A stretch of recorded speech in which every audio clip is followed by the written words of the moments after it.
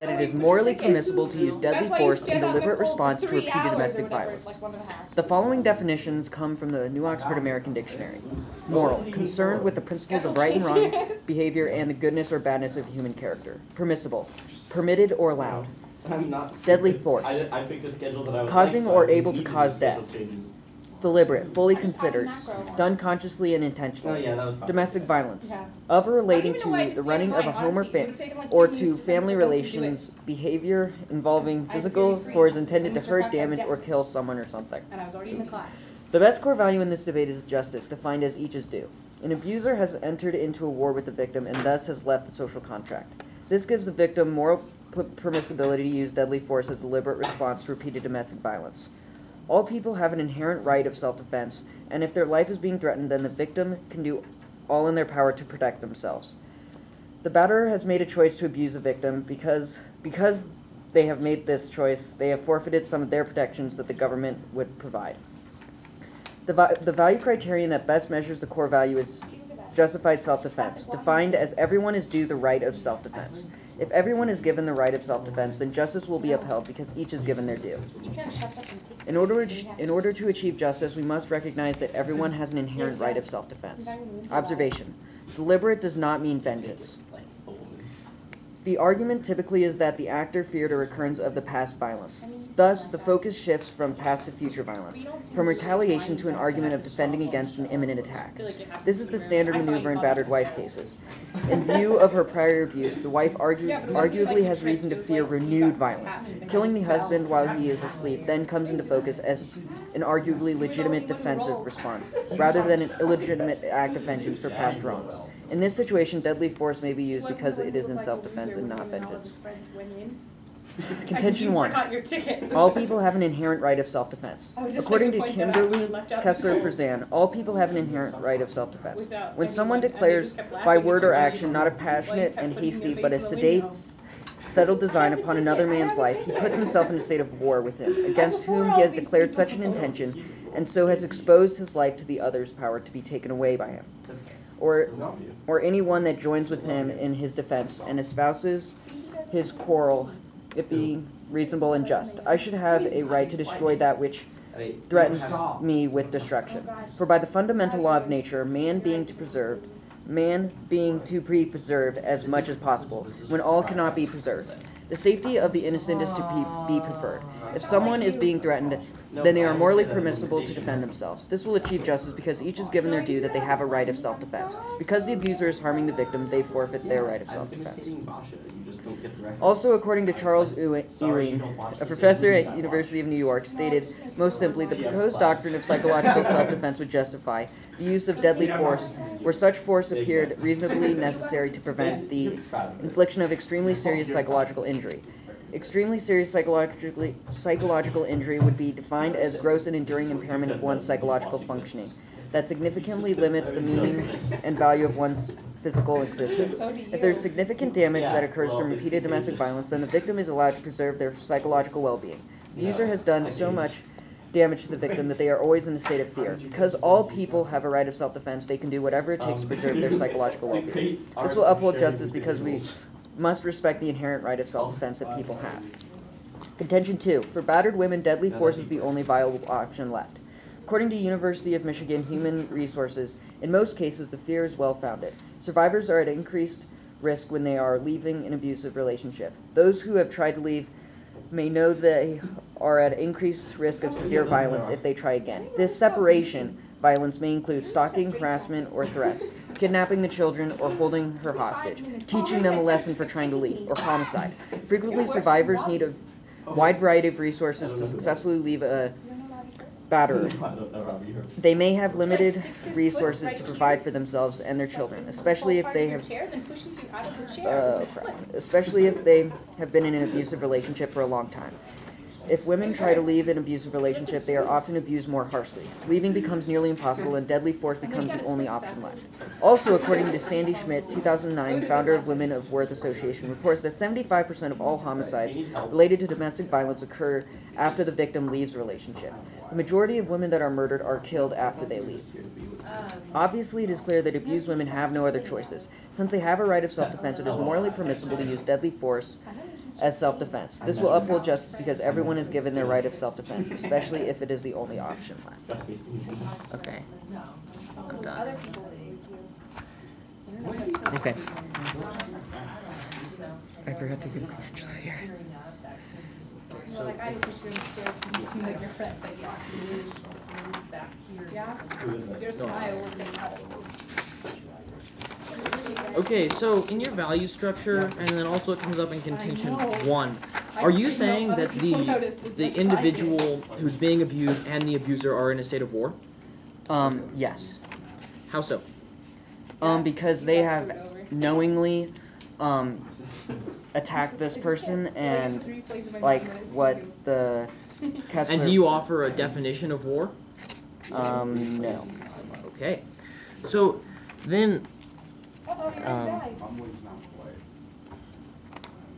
so on this idea of justified self-defense, what is justified self-defense? I mean, you base your entire case off of this justified self-defense, but do you provide a definition for self-defense? I say that everybody has an inherent right of self-defense. Yes, but what is that inherent right of self-defense? What is self-defense? I mean, what is justified self-defense? Protecting yourself from any kind of extreme harm or damage, like psychological harm. Protecting yourself from severe harm? Well, like how in my, You don't even move your eyebrows.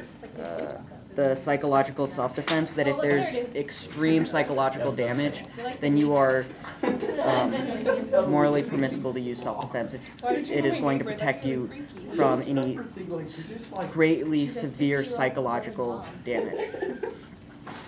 Okay, so before the oohing card in your contention 1, you bring up a card. I mean, is it talking that basically if I threaten you with death, I'm entering into a war with you, right? If I threaten you with death, I enter into a war, and that therefore you're allowed to kill me? Well, the resolution says, like, it's repeated domestic violence. Well, no, so but I'm talking about that particular card in this particular case. If I threaten you, are you allowed to kill me? No, because it's that they have, like, actually harmed you. All of a sudden. That threatening isn't necessarily actually harming them. Okay, so if I punch you, then are you allowed to kill me? I mean, is there any definition for when you're allowed to kill me? Why is it that you're allowed to kill me in response here, whereas you may not be others in other places? Because you're protecting yourself from any kind of psychological damage. Okay. So, how is this psychological self-defense really applicable? I mean, I think you should explain that a little more. Like, wait, could you...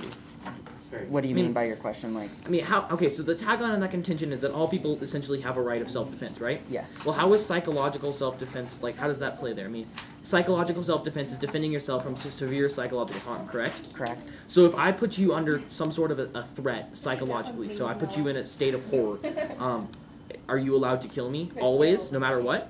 Well, this is in domestic violence cases, so Yeah, but if it's I'm in a talking domestic about violence, in a general case, am I allowed to kill you if I put you in a state of fear?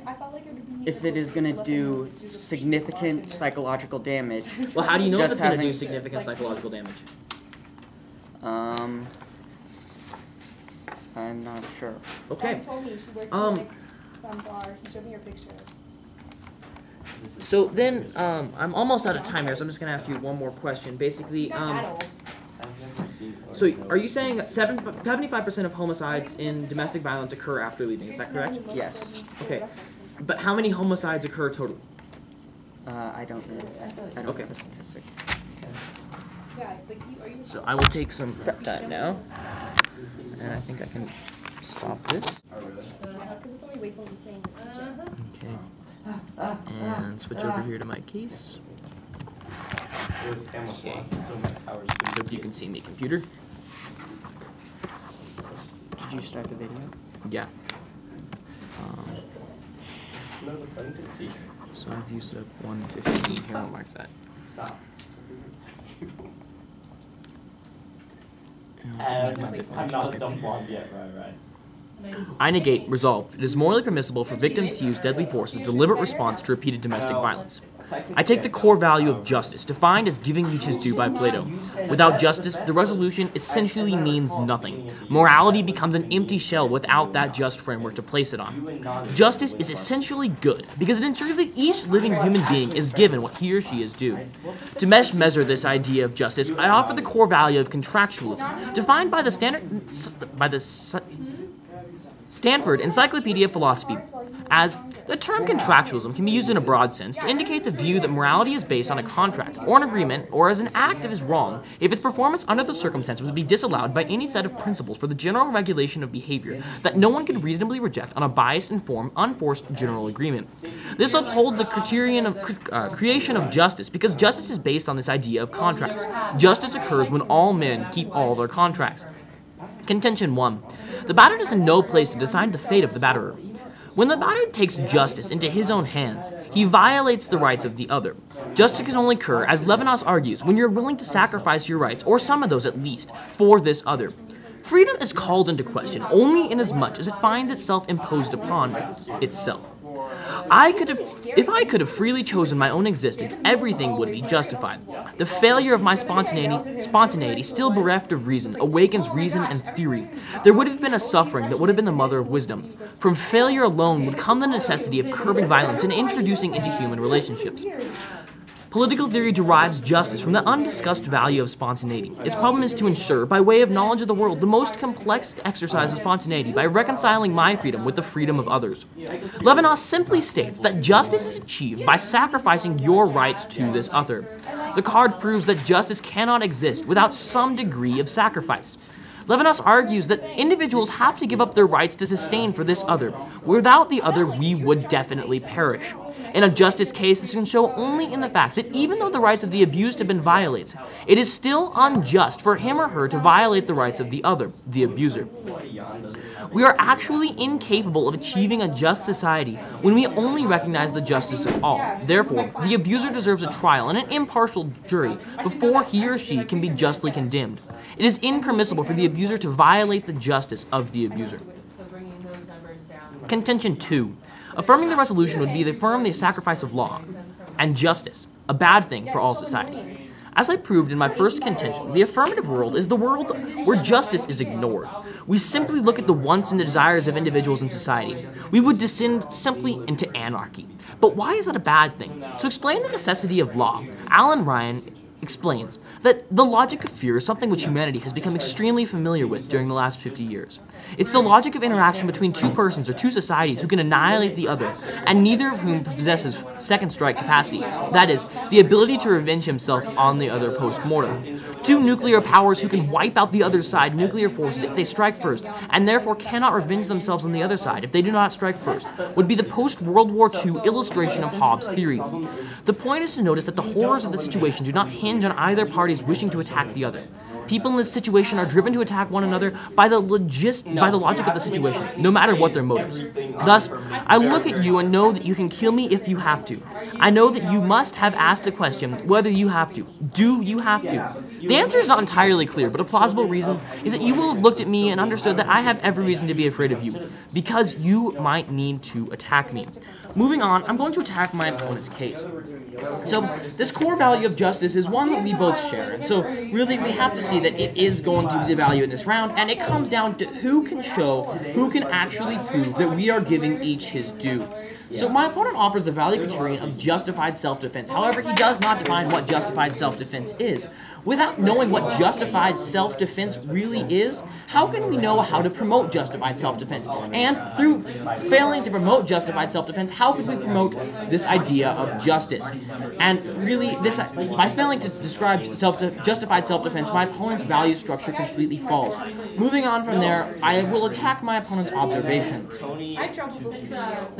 Basically defense is not equal to vengeance. And I'm going to say that basically defense and self-defense theory derives from an immediate physical threat.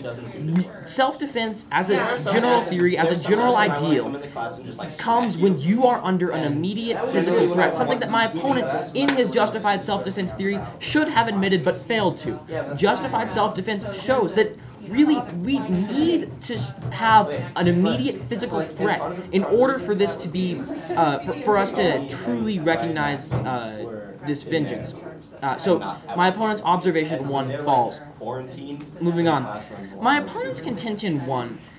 He says that all people have a right of defense, and this I'm not going to disagree with. People do have a right to defense, but a situation of domestic violence is not a situation that falls under this idea of justified self-defense, which my opponent, once again, has failed to define. In failing to define justified self-defense, my opponent really has opened that up to a huge range of interpretations, and in opening this up to a huge range of interpretations of what justified self-defense is, he puts us simply on a slippery slope to the destruction of society. A destruction of society that I proved during my contention 2 was a bad thing. I'm simply trying to prove that by saying that we're going to unlimit, we're going to say that every single person always has this right to self-defense. As my opponent is trying to say in his contention 1, we're simply going to create anarchy, we're simply going to create fear, we're simply going to create the destruction of society. So moving on to attack my opponent's contention 2, he talks about it being the only viable option. However, none of his statistics actually show, if you look at them carefully, none of them actually show that it's the only example. He simply offers a list of barriers that prevent you from going on, that prevent you from being something, from achieving this. However, he doesn't actually prove. Similarly, this idea that 75% of homicides occur after leaving, my opponent has admitted that he doesn't even know how many homicides occur. That because that 75% of homicides occur after leaving doesn't matter. Essentially, what we're saying is that leaving is going to make you be killed. Well, no, that's what he's trying to prove, but that's not true. The statistics shows that it's comparing homicides between leaving and between staying. You're not you're not objectively safer if you leave, you're not objectively safer if you stay. For all those reasons, I urge a negative vow. Ow, that was an awful speech. Okay. Yes, I'm demanding something. I hate this box. Okay, so you have the value criterion of contractualism. Could you please kind of clarify that and how it relates to justice? Contractualism basically is the central theme of justice. Justice is all about how every man, when creating a contract with another, will uphold to that contract. So, if I enter into a contract with you, it is unjust for me to violate that contract. It is the contract that allows me to behave justly. But then if you then violate so if we're in a contract together and you violate the agreement of that contract, then wouldn't that then the contract would cease to exist, and then I could the contract wouldn't cease to exist. The contract would jump to whatever clause that said this is what happens when somebody violates a term of the contract. And if at some point we weren't capable of achieving that, then we send it to the legal system, and that legal system is capable of dealing with this. However, I'm going to say that we should really focus on achieving, upholding, maintaining our contracts as a society in order to best promote justice. Okay, so you talk about, I think in your contention too, that we have to make sacrifices for justice. Is that that's my focus of my contention 1, yes. So wouldn't the abuser have to sacrifice some of his rights because he's threatening the life of the victim, and so then wouldn't he have to sacrifice some of his rights because he's violated the rights of another? Well, first off, he's not threatening the life of another. Life is the most sacred, the most holy, the most base right. And so, essentially, what's happening here is that you're saying that we need to violate the rights of the abuser because, I mean, you're. Can you repeat the question? Sorry, I got off track. Wouldn't the abuser need to make sacrifices if he has violated the rights of the victim? The abuser is not obligated to sacrifice his rights for the victim. I mean, essentially what I'm saying is that the abuser has certain base rights. the abuser has certain rights that cannot be violated under any circumstances.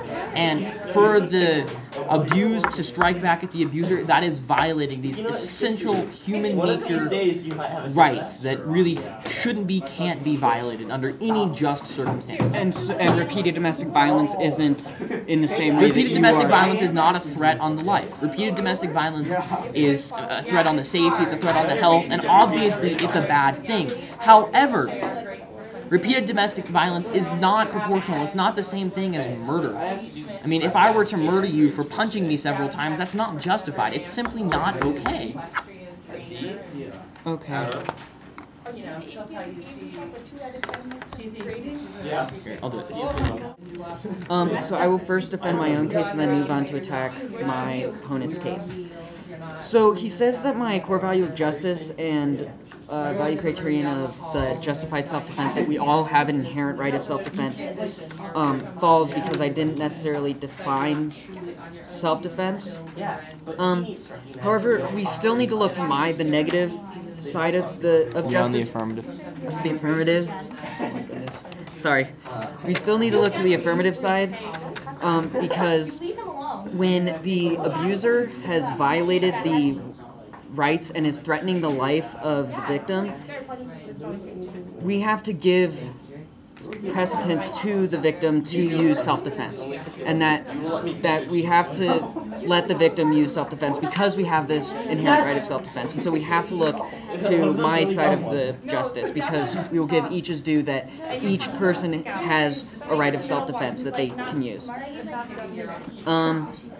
So he attacked my observation, saying that it needs to be an immediate physical threat. However, as I proved in back to my observation, that they are fearful, they are in a constant threat, and they are in a constant fear, and so because they're in a constant fear, they are fearful of a future attack, and so then it still is self-defense because they are defending themselves from a future attack, and so it's not vengeance, it is merely defense because they are fearful of that future attack. He attacked my contention 1, saying that there are a wide range of interpretations and then it leads to a slippery slope. However, we still have to remain firm on that we all have a right of self-defense, and if it is the only option left, then we are morally permissible to use self-defense. If there's going to be great harm or psychological harm that is going to be done to us, then we have to use self-defense. And then he attacked my contention 2, saying that my statistics don't actually show that it's the only option left. However, they do, because if they want to survive, he even said that life is the most important thing. And so if they want to survive, if they want to live, then my statistics says that if they leave, then they end up getting killed anyway. And so if the only way that they can survive is to stay in that relationship and then kill their abuser, then it is the only viable option left, because if they try to leave the relationship, then they will end up being killed. And so my contention 2 still stands, because it is really the only viable option left to use deadly force. Now to move on to attack my opponent's case. So we still have to look to my core value of justice, because we have to recognize that all people have an inherent right of self-defense, and we can't just make exceptions of self-defense. That if there's a threat, if an abuser is threatening the victim, then they are morally permissible to use self-defense to preserve their life. To attack his contention 1, he says that I can't choose the fate of the abuser. However, the abuser has chosen, and the abuser has chosen to abuse this person, and so by doing that, he has forfeited some of his rights. And so since he has forfeited these rights, then it does become morally permissible, and the victim can choose, because the abuser has made a choice to do that, and so he has forfeited some of those rights because he has violated the rights of the victim.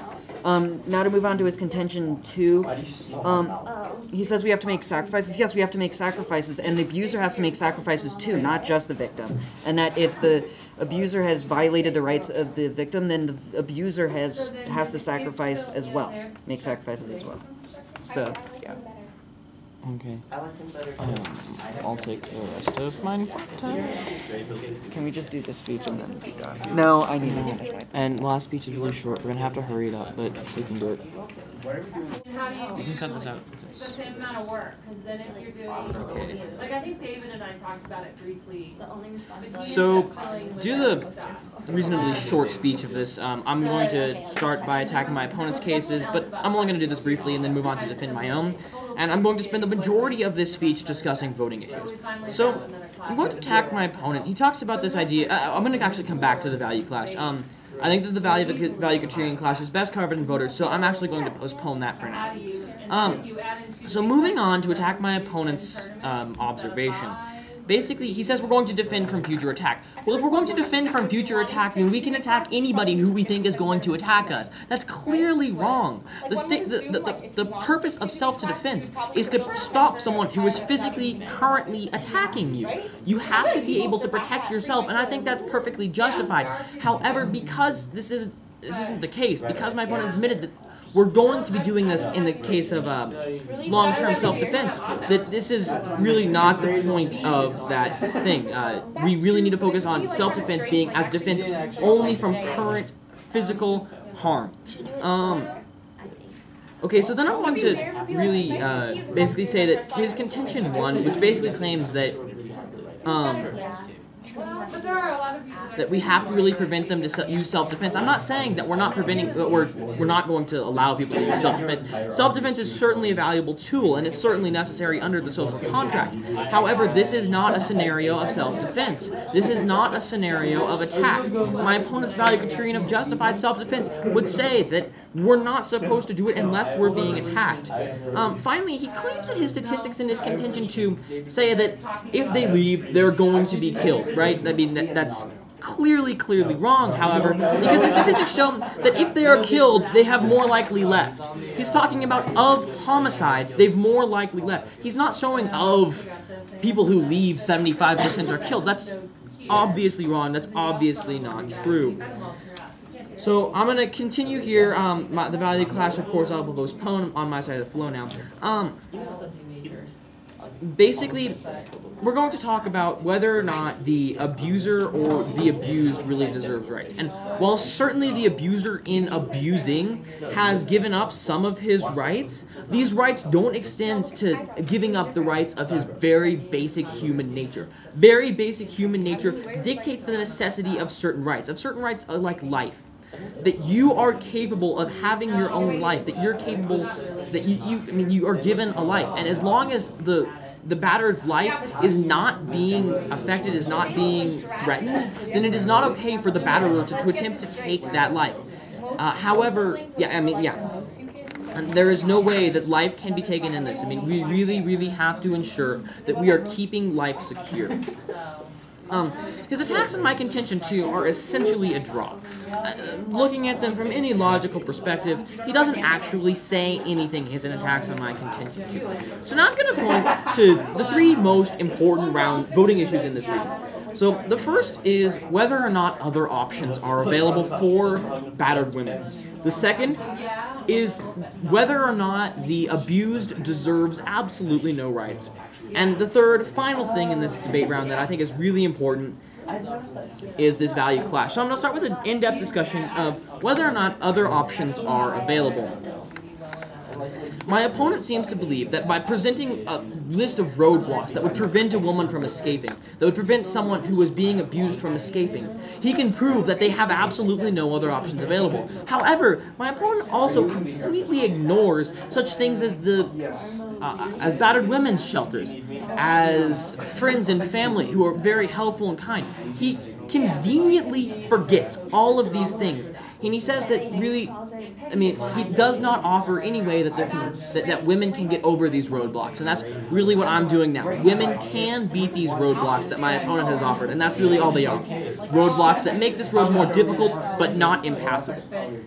Second voter. We're going to say that while the abused certainly deserves more rights than the abuser, the abused does not gain the rights to steal the natural, intimate, the human rights of the abuser. The abuser still has this one right to life, this key, this valuable, this inviolable right to life. And for the abuser to take that on a whim without sacrificing anything, that is wrong, that is unjust, and that really falls from this idea.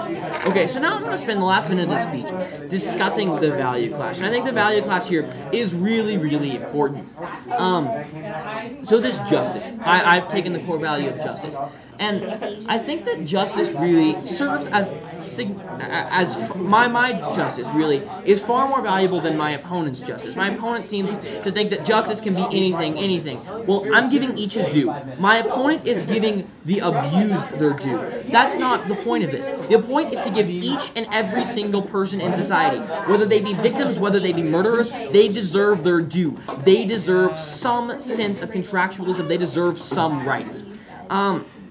So then, to support this idea of justice, my opponent has offered the definition of justified self-defense. I'm going to reiterate, justified self-defense is not defined under my opponent's case. My opponent, by failing to define justified self-defense, has left it open to a huge range of interpretations. And in being open to this huge range of interpretations, we really cannot defend this. So for all of these reasons, I urge a negative ballot. I'm recording, we're almost out of battery, so... Okay. So I'm just gonna give my voting issues and stuff. So my first one is gonna be of, obviously, the value clash, because we have the same value of justice, and so that needs to be addressed. But we have to look to the affirmative side of justice, because we have to give everybody a right of self-defense. And if somebody has threatened the life and well-being of another, the victim is allowed to use self-defense. And by doing this, you will be giving each his due, because each person has the right of self-defense, and since the abuser has forfeited some of his rights, it becomes proportional to what the abuser has done to the victim using self-defense. My next voting issue is about that the victim is always in a constant state of fear. And since they are in a constant state of fear, that they are always fearful of an imminent attack from their abuser, that it still is self-defense, that they are fearful that there could be an attack any moment, that it still is self-defense, even if it's not necessarily in the moment, they are always in a state of fear. And so we have to still give them the right of self-defense, or that it is still considered self-defense because they are fearful of these future attacks. And then the last one is that there are no options left, and that there really are no options left, and that that these roadblocks are what make it not possible to leave the relationship, and that there are no other options. And even if there are these shelters, if there's no possible way to then get to these other options, then that's the same as if they weren't there, because they aren't able to get to those alternatives, and so the options cease to exist. So for these reasons, I can only see an affirmative ballot. Cool. I'm recording, we're almost out of battery, so... Okay. So I'm just gonna give my voting issues and stuff. So my first one is gonna be of, obviously, the value clash, because we have the same value of justice, and so that needs to be addressed. But we have to look to the affirmative side of justice, because we have to give everybody a right of self-defense. And if somebody has threatened the life and well-being of another, then the victim is allowed to use self-defense. And by doing this, you will be giving each his due, because each person has the right of self-defense, and since the abuser has forfeited some of his rights, it becomes proportional to what the abuser has done to the victim using self-defense. My next voting issue is about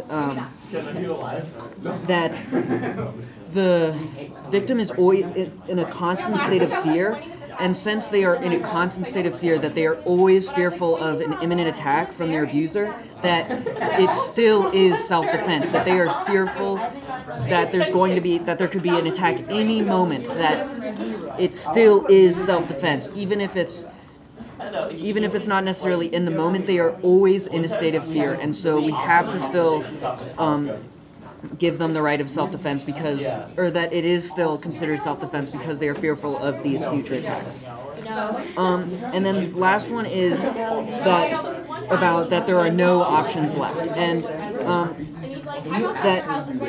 that there really are no options left, and that that these roadblocks are what make it not possible to leave the relationship, and that there are no other options. And even if there are these shelters, if there's no possible way to then get to these other options, then that's the same as if they weren't there, because they aren't able to get to those alternatives, and so the options are cease to exist. So for these reasons, I can only see an affirmative ballot. Cool.